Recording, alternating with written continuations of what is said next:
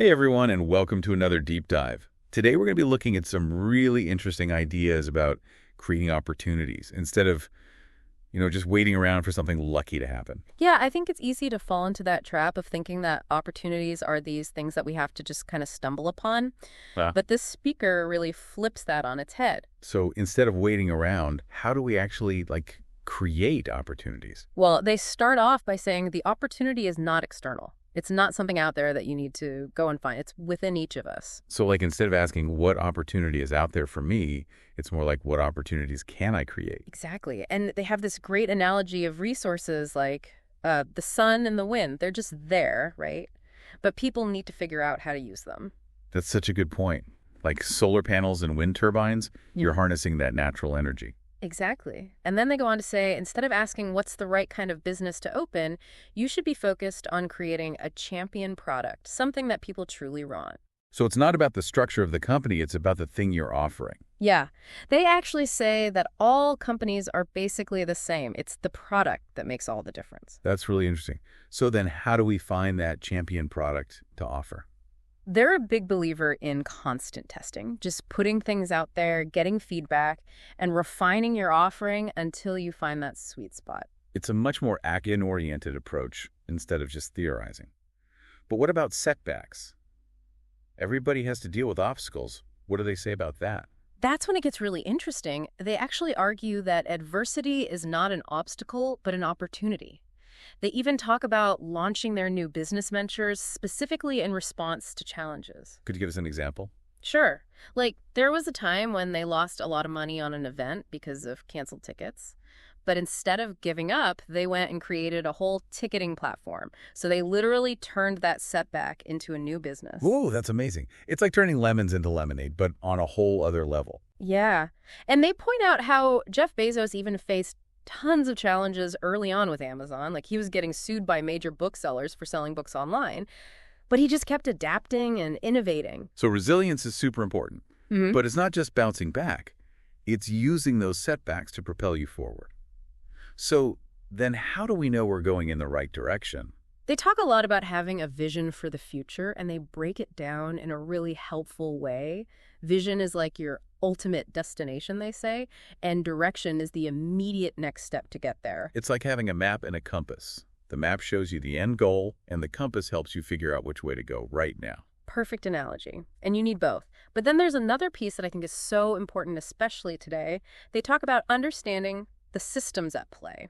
What do they mean by systems? They're talking about the underlying structures that kind of shape our lives, And they say, don't just be a passive consumer. Try to understand how these systems work and especially how they get your attention and your money. That makes me think of social media algorithms. Yeah. Or how advertising works, There are these forces working behind the scenes that we're not always aware of. Exactly. They use the example of television news. They say it's a whole system designed to capture your attention with those eye-catching headlines and then ultimately make money through advertising. So it's about becoming media literate, basically. Yeah. Understanding the mechanics behind all those messages we're bombarded with. That's exactly it. And when you're aware of that, you can make more informed decisions about how you engage with it all. Makes total sense. So what about connecting with other people? What do they say about building relationships? This is where it gets interesting again. They say instead of always asking for things, focus on generating value for other people and creating genuine connections. It's like flipping the script. Instead of, what can you do for me? It's more, how can I be of service? Exactly. Create win-win situations. I like that. I've definitely noticed that the best relationships are the ones where both people feel like they're benefiting. And they even say you shouldn't wait for people to be qualified before offering them opportunities. They tell a story about taking somebody skiing even though they'd never done it before. It's about seeing that potential and helping people grow. I love that. It's about looking beyond the resume, basically, and just offering support. Speaking of support, what do they say about mentors and trainers?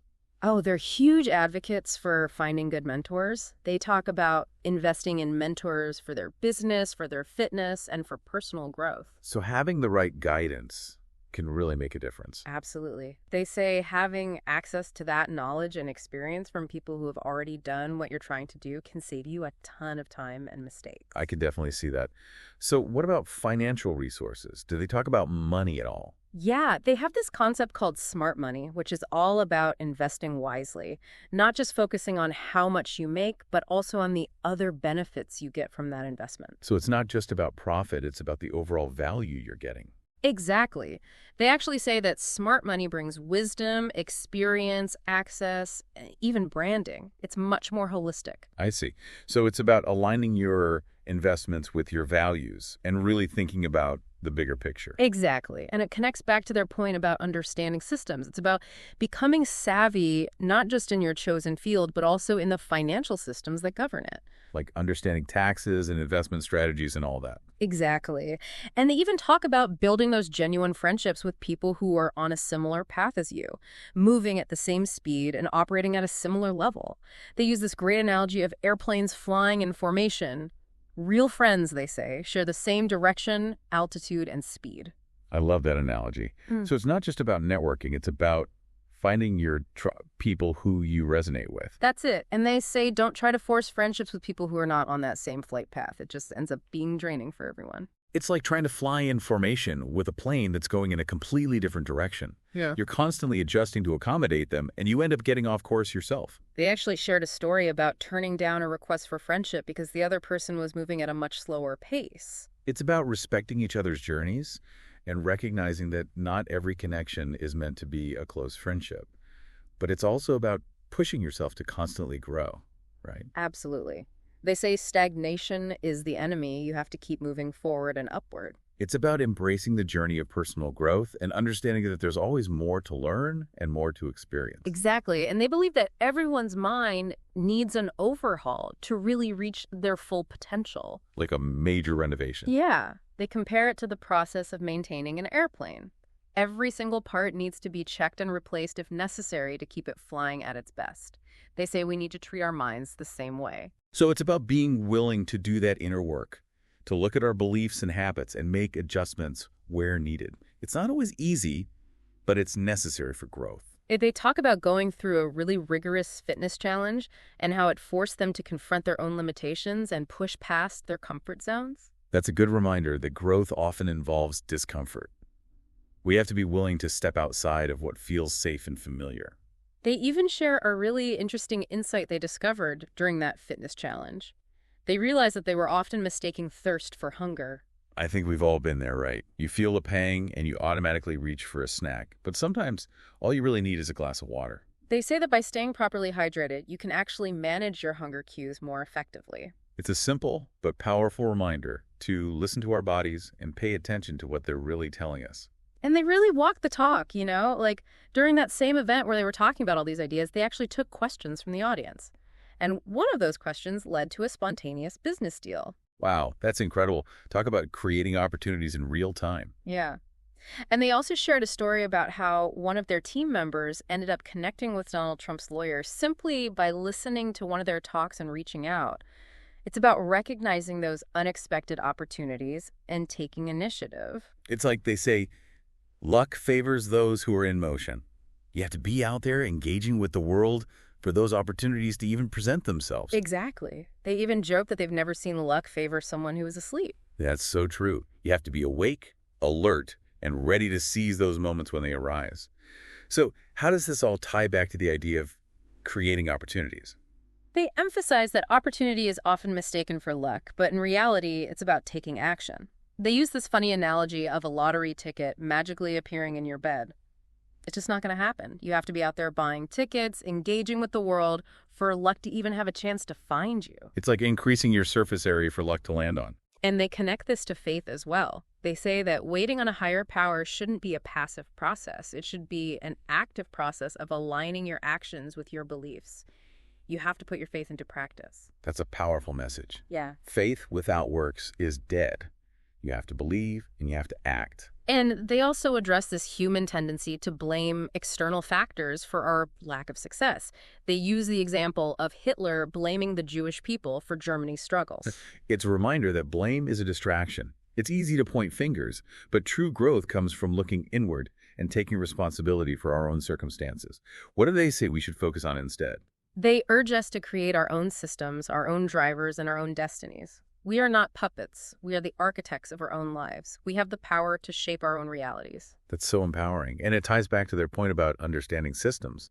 It's about becoming the architect of your own life rather than a passive participant in someone else's system. Exactly. And they challenge listeners to not just believe in their potential, but to actually realize it. It's not enough to have faith in yourself. You have to take action and prove to yourself that you can achieve what you set out to do. They draw this clear distinction between believing in something and actually experiencing it. It's one thing to have faith in an idea, but it's another thing entirely to see it come to fruition in your own life. And they encourage listeners to give their minds an overhaul. What do they mean by that? They compare it to the way an airplane needs constant maintenance and upgrades to stay in optimal condition. They say we need to treat our minds the same way, constantly evaluating our beliefs and habits and making adjustments where needed. It's about being willing to do that sometimes uncomfortable work of self-examination and change. They talk about going through a really rigorous fitness challenge and how it forced them to confront their own limitations and push past their comfort zones. They emphasize the importance of having the discipline and willpower to stick with the process, even when it gets tough. It's a good reminder that growth often involves discomfort. We have to be willing to step outside of what feels safe and familiar. And they even share a really interesting insight they discovered during that fitness challenge. They realized they were often mistaking thirst for hunger. Oh yeah, I think we've all been there. You feel a pang and you automatically reach for a snack, but sometimes all you really need is a glass of water. They say that by staying properly hydrated, you can actually manage your hunger cues much more effectively. It's a simple but powerful reminder to listen to our bodies and pay attention to what they're really telling us. Sometimes the answer is simpler than we think. Speaking of simple, they also share this really heartwarming story about one of their business partners who spontaneously gifted a Rolex watch to another partner. Right, and it wasn't for any special occasion or anything. He just wanted to help his friend overcome feelings of scarcity. That's amazing. It's a great example of how true generosity can create a ripple effect of abundance and support. And they emphasize that this kind of generosity is not something you typically find in traditional business environments. It's about creating a different kind of culture, one that's based on mutual support and genuine care for one another. Exactly. And they even reveal that they're thinking about running for mayor of their city. Really? Why? Well, they say it's because they haven't found another candidate who embodies the qualities they believe are essential for effective leadership. Yeah. Things like wealth creation, a positive mindset, a focus on family, good governance, efficiency, and a strong profile. Wow, those are some high standards. It sounds like they're looking for someone who can really make a difference. Yeah, they're not messing around. And they even challenge the audience to find ways to make money, even if it's just to gain experience and broaden their perspectives. So it's not just about the money itself, but about the skills and knowledge you gain through the process of earning it. Exactly. And they share a story about one of their business partners who made a list of his 17 best life experiences. And guess what? None of them were directly related to money. That's so interesting. It really challenges the conventional idea of wealth and success. Absolutely. It highlights the importance of seeking fulfillment beyond just financial gain. It's about finding purpose and meaning in our lives and pursuing experiences that bring us joy and satisfaction. And they wrap up by encouraging everyone to choose the levels they want to reach in life and then fully commit to taking the necessary steps to get there. It's about setting ambitious goals and then having the courage and determination to pursue them relentlessly. It's about believing in yourself and your ability to achieve anything you set your mind to. Exactly. They're all about taking action and creating your own destiny. They even offer some upcoming opportunities for listeners to connect, learn, and grow. It sounds like they're really passionate about building a community of like-minded individuals who can support each other on their journeys. Absolutely. And they emphasize the importance of finding mentors and trainers who can guide you along the way. They even compare themselves to a treasure chest of knowledge and experience. Like they're saying, here's everything I've learned, take it and use it to create your own success. It's about paying it forward and empowering others to achieve their dreams. I love that. And what's their final message? Don't wait for opportunities to come to you. Create them. That's such a powerful statement. It's a reminder that that we are not passive bystanders in our own lives. We are the creators. We have the power to shape our own reality and make our dreams come true. It's been such an inspiring conversation. It has. I'm really glad we got to dive into this together. Me too. And you know what? We've only just scratched the surface. There's so much more to explore in this material, so stay tuned, because in part 2, we're going to keep digging into these unconventional ideas about creating opportunities. We'll delve deeper into their strategies for success and uncover even more of their inspiring wisdom. So buckle up, deep divers. The adventure continues. Welcome back, deep divers. It's interesting how they tie creating opportunities to building wealth. They actually use this metaphor of an airplane to explain it. Okay, an airplane metaphor. I'm all ears.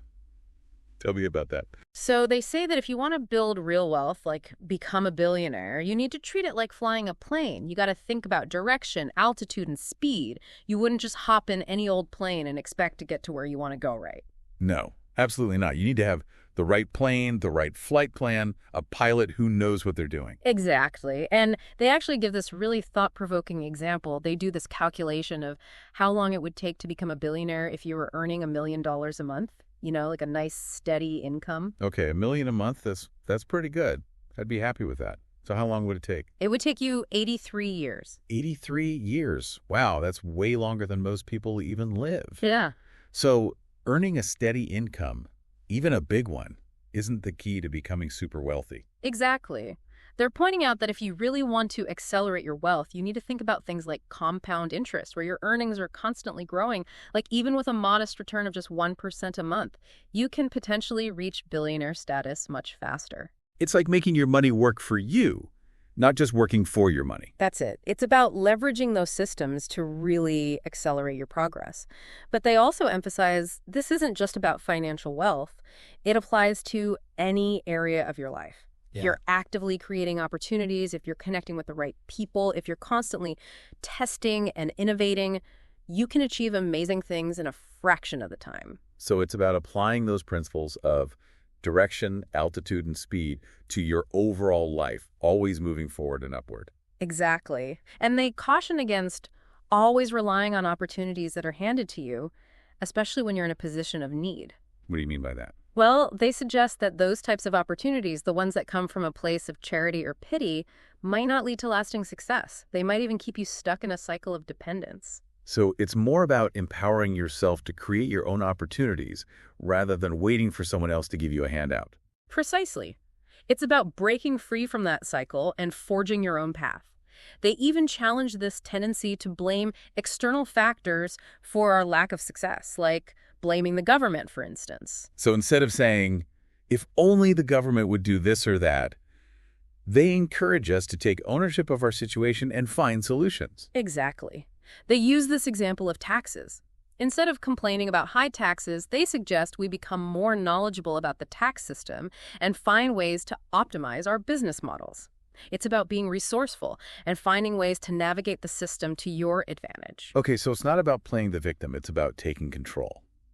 And they share this story about Jorge Paul Lemon, who's about to be expelled from Harvard. Right. He wasn't even interested in studying until someone pointed out that being at Harvard gave him access to some of the wealthiest families in the world. So he was surrounded by incredible opportunities, but he wasn't even paying attention because he wasn't engaged.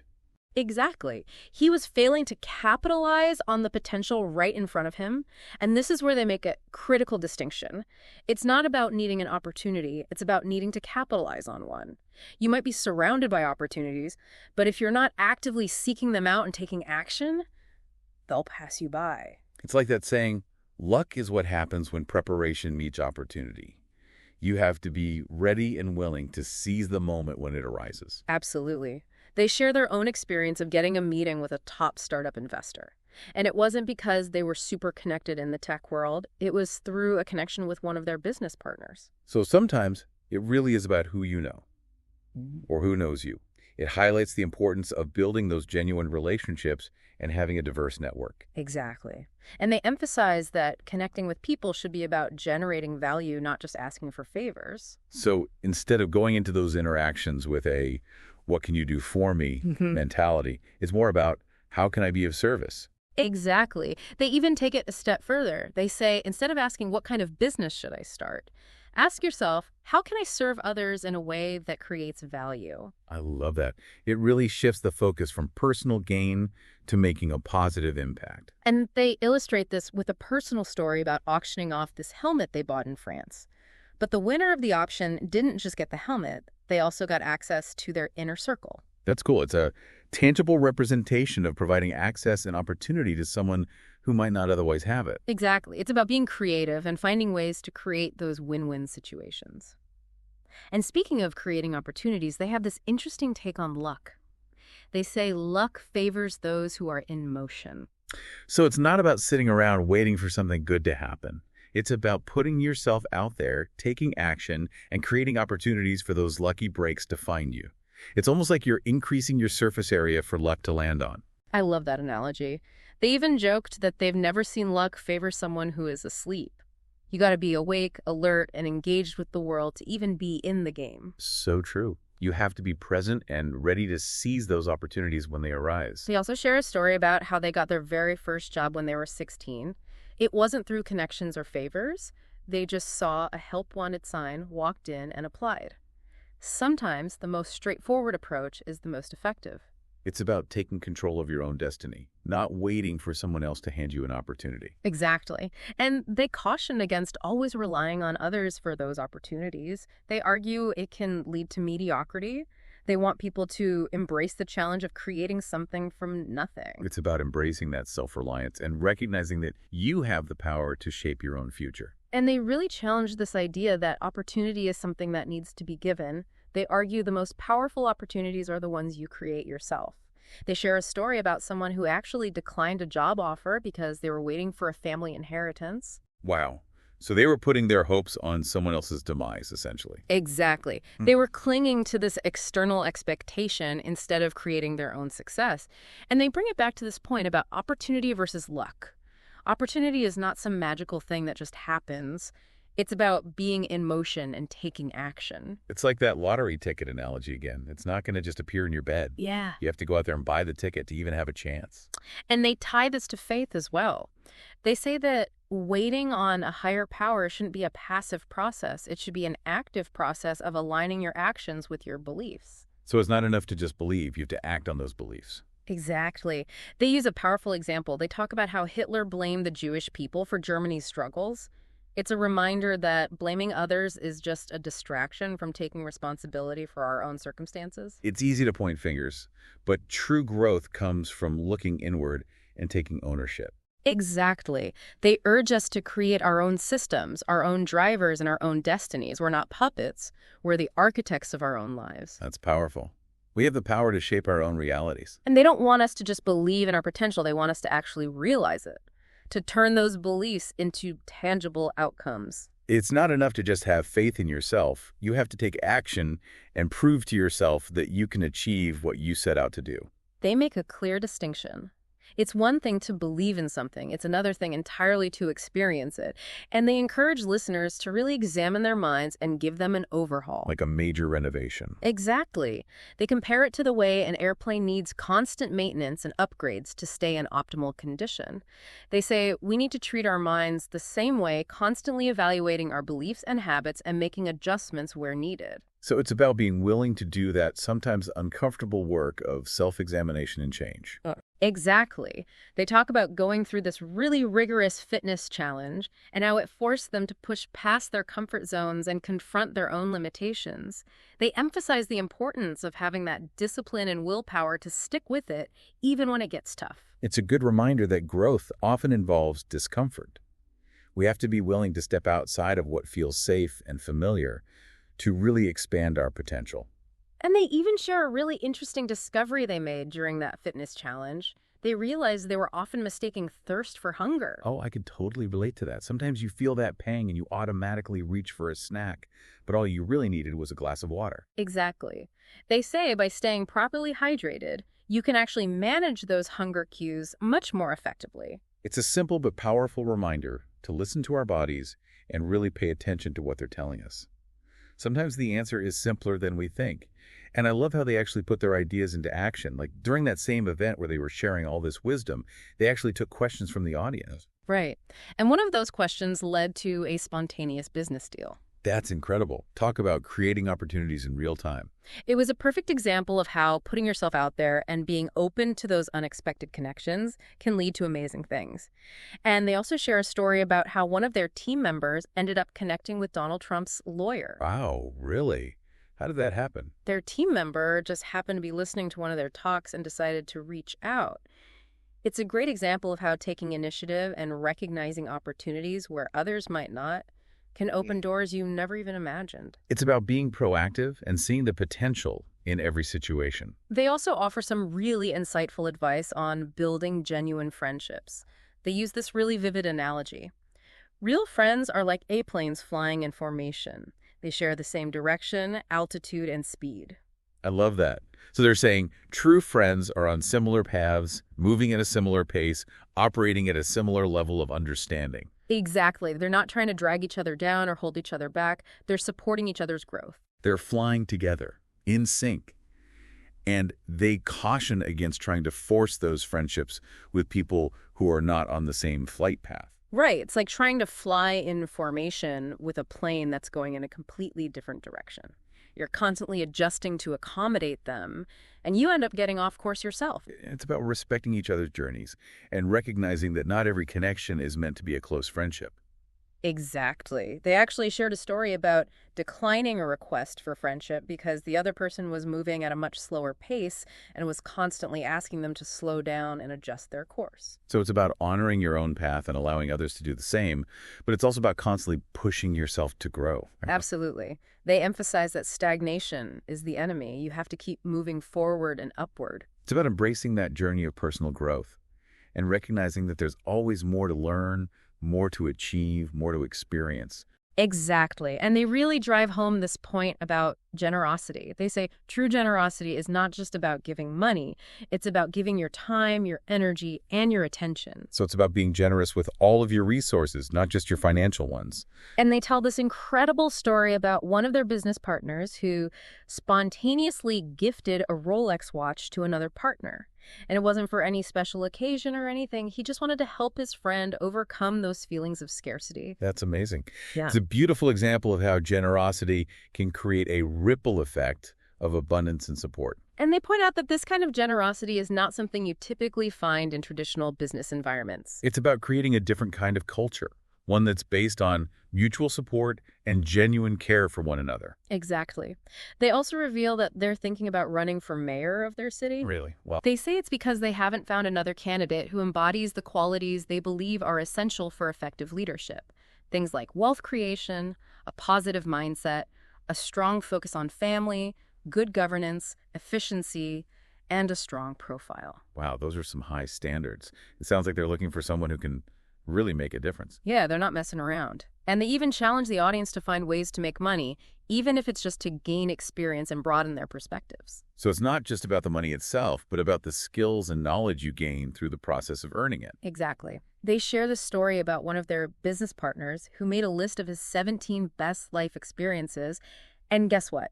None of them were directly related to money.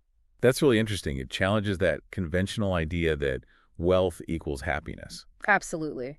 It highlights the importance of seeking fulfillment beyond just financial gain. It's about finding purpose and meaning in our lives and pursuing experiences that bring us joy and satisfaction. It sounds like they're advocating for a more holistic view of success, one that encompasses personal growth, meaningful relationships, and making a positive impact on the world. Exactly.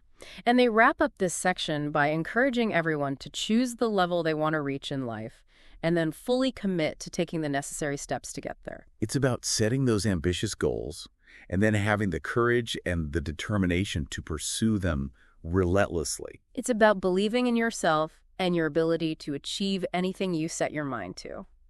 Welcome back, everyone. We're wrapping up our deep dive today, and I just love how this speaker really emphasizes action. Right. It's not enough to just have these ideas floating around. You got to actually do something with them. Exactly. And one thing that really struck me was their emphasis on making a positive impact on the world. Yeah, they talk about how one of their business partners made a list of his top 17 life experiences. Okay, 17 best life experiences. What kind of things were on the list? Well, the interesting thing is none of them were directly related to money.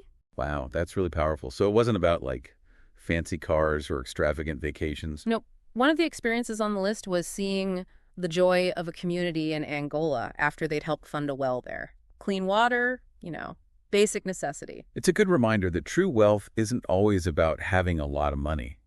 It's about those moments of connection, those experiences that make life meaningful. And that ties back to what they were saying about generosity, right? Absolutely. True generosity goes beyond just giving money. It's about giving your time, your energy, your attention, being present for other people.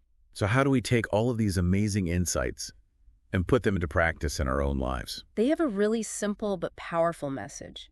Choose the level you want to reach and then commit to taking the steps to get there. It's about setting those ambitious goals, believing in yourself, and having the courage to go after what you want. And don't be afraid to seek out guidance along the way. They're huge advocates for finding mentors and trainers who can help you accelerate your progress. They're like walking treasure chests of knowledge and experience, just waiting to be unlocked. Exactly. They're saying, here's everything I've learned. Take it and use it to create your own success. It's beautiful. It's all about empowering others to reach their full potential. And they leave us with one final, incredibly powerful thought. Don't wait for opportunities to come to you. Create them. Wow. That really sums up this entire deep dive, doesn't it? Yeah. We are not passive bystanders. We are the creators of our own reality. We have the power to shape our destinies and make our dreams a reality. This has been such an inspiring conversation. I know. It's amazing how much wisdom they packed into this one talk. And I bet our listeners are feeling fired up and ready to take action. So as we wrap up this deep dive, remember, embrace your potential, don't be afraid to fail, and always seek ways to create value for yourself and others. And don't forget the power of generosity. Giving freely of your time, energy, and resources can make a real difference in the world. Thank you so much for joining us on this incredible journey of exploring these unconventional ideas about creating opportunities. We'll see you next time for another deep dive into the minds of fascinating thinkers and changemakers. Until then, keep learning, keep growing, and keep creating those opportunities.